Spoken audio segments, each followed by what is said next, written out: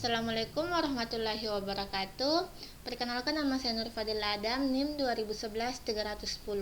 Baiklah, di sini saya akan menjelaskan mengenai bab 7, yaitu kertas kerja pemeriksaan atau audit working papers, di mana pengertian kertas kerja pemeriksaan ini meliputi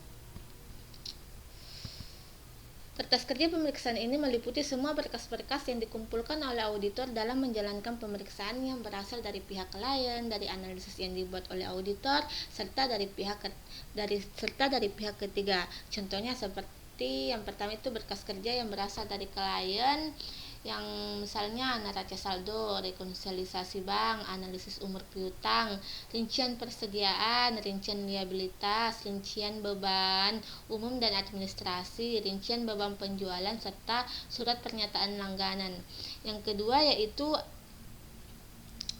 analisis yang dibuat oleh auditor, misalnya berita acara cost of name, pemahaman dan evaluasi internal control termasuk internal control questionnaires, analisis penarikan aset tetap, analisis mengenai cukup tidaknya allowance for bad debts, working balance sheet, working profit and loss, top schedule, supporting schedule, konsep laporan audit, serta manajemen letters. Nah, berkas yang diperoleh dari pihak ketiga itu misalnya piutang, liabilitas dari bank, dari penasihat hukum perusahaan. Adapun tujuan kertas kerja pemeriksaan yaitu yang pertama, mendukung opini auditor mengenai kewajaran laporan keuangan. Nah, opini yang diberikan harus sesuai dengan kesimpulan pemeriksaan yang dicantumkan dalam kertas kerja perusahaan.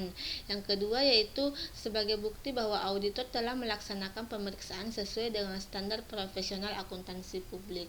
Nah, dalam kertas kerja pemeriksaan ini harus terlihat bahwa apa yang diatur dalam SPAP ini sudah diikuti dengan baik oleh auditor.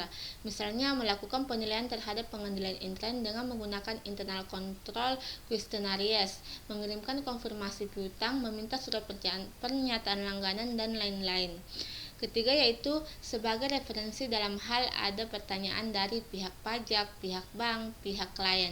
Nah, jika kertas kerja pemeriksaan ini sudah lengkap, berarti pertanyaan apapun yang diajukan pihak-pihak tersebut yang berkaitan dengan laporan audit ini bisa dijawab dengan mudah oleh auditor dengan menggunakan kertas kerja pemeriksaan sebagai referensi.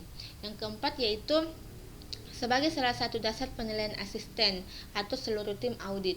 Semua dapat dibuat evaluasi mengenai kemampuan asisten sampai dengan partner sesudah selesai atau penugasan.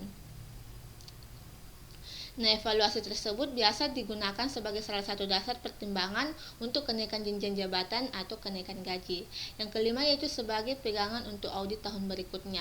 Nah, untuk persiapan audit tahun berikutnya ini, kertas kerja tersebut dapat dimanfaatkan sebagai untuk mengecek saldo awalnya, untuk dipelajari oleh audit staf yang baru ditugaskan untuk memeriksa klien tersebut, untuk mengetahui masalah-masalah yang terjadi tahun lalu dan berguna untuk penyusunan audit plan tahun berikutnya.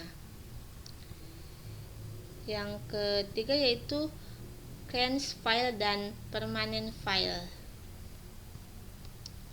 di mana kertas kerja pemeriksaan biasanya dikelompokkan dalam yang pertama berkas tahun berjalan, berisi kertas kerja yang mempunyai kegunaan untuk tahun berjalan seperti neraca saldo, berita acara cost of name, rincian piutang, rincian persediaan, rincian liabilitas, rincian biaya, dan lain-lain. Yang kedua yaitu berkas permanen, berisi kertas kerja yang punya kegunaan untuk beberapa tahun, misalnya akta pendirian, buku pedoman akuntansi, kontrak-kontrak, serta notulen rapat. Yang ketiga yaitu berkas surat menyurat, berisi korespondensi dengan klien berupa surat menyurat, fax email, dan lain-lain. Kemudian yaitu kriteria dan pembuatan kertas kerja pemeriksaan yang baik. Adapun kriteria kertas kerja pemeriksaan yang baik yaitu yang pertama, kertas kerja pemeriksaan harus mempunyai tujuan. Yang kedua yaitu harus dicegah menulis kembali kertas kerja pemeriksaan sebab banyak kerugiannya, antara lain dapat membuang waktu dan dapat salah menyalin. Yang ketiga yaitu dalam kertas kerja pemeriksaan ini harus dijelaskan prosedur audit apa yang dilakukan dengan menggunakan audit tick mark, misalnya periksa against schedule, cek perjumlahan dengan cara voting dan cross voting. Yang keempat yaitu kertas kerja pemeriksaan harus diindeks atau cross index. Yang kelima yaitu kertas kerja harus diparaf oleh orang yang membuat dan mereview working paper sehingga dapat diketahui siapa yang bertanggung jawab. Yang keenam yaitu setiap pertanyaan yang timbul pada review notes harus terjawab, tidak boleh ada open question atau pertanyaan yang belum terjawab. Yang ketujuh yaitu pada kertas kerja pemeriksaan ini harus dicantumkan 1. Sifat dari perkiraan yang diperiksa, 2. Prosedur pemeriksaan yang dilakukan, 3. Kesimpulan mengenai kewajaran pemeriksaan yang diperiksa. 8 yaitu hal-hal hambatan seperti kertas kerja pemeriksaan ini harus rapi dan bersih, mudah dibaca, jelas bahasa yang digunakan, baik itu bahasa Indonesia ataupun bahasa Inggris harus baik. Nah, jangan hanya memfotokopi data dari klien tanpa diberi suatu penjelasan. Serta yang 9 yaitu di bagian muka file kertas kerja itu pemeriksaan harus dimasukkan daftar isi dan indeks kertas kerja pemeriksaan dan contoh paraf seluruh tim pemeriksaan yang terlibat dalam penugasan audit tersebut.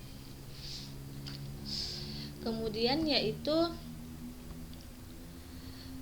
pemilikan dan penyimpanan kertas kerja pemeriksaan. Nah, kertas kerja pemeriksaan adalah milik akuntan publik. Walaupun sebagian kertas kerja akuntan publik dapat digunakan sebagai sumber referensi bagi kliennya, namun kertas kerja pemeriksaan ini tidak dapat dianggap sebagai bagian atau pengganti dari catatan akuntan klien tersebut. Bila ada pihak lain yang ingin meminjam atau mereview kertas kerja pemeriksaan, baru bisa diberikan atas persetujuan tertulis dari klien yang bersangkutan. Nah, akuntan publik harus mengambil langkah-langkah yang tepat untuk keamanan kertas kerja pemeriksaan dan menyimpan kertas kerja tersebut sesuai dengan peraturan pemerintah yang berlaku minimal 5 tahun. Working balance sheet dan working profit and loss. Nah, WBS dan WPL ini berisi angka-angka per book bersumber dari trial balance client. Nah, audit arguments, saldo per audit yang nantinya merupakan angka-angka di laporan posisi keuangan atau neraca dan laba rugi yang sudah diaudit serta saldo tahun lalu. Kemudian top schedule dan supporting schedule. Nah, angka-angka dalam top schedule akan didukung oleh angka-angka dalam supporting schedule. Dalam top schedule biasanya dicantumkan kesimpulan atas pos yang bersangkutan, dan di semua top schedule dan supporting schedule ini harus dicantumkan indeks working paper. Nah, mungkin itu saja yang dapat saya sampaikan. Kurang dan lebihnya mohon dimaafkan. Billahi fisabilillah haq, fastabiqul khairat. Wassalamualaikum warahmatullahi wabarakatuh.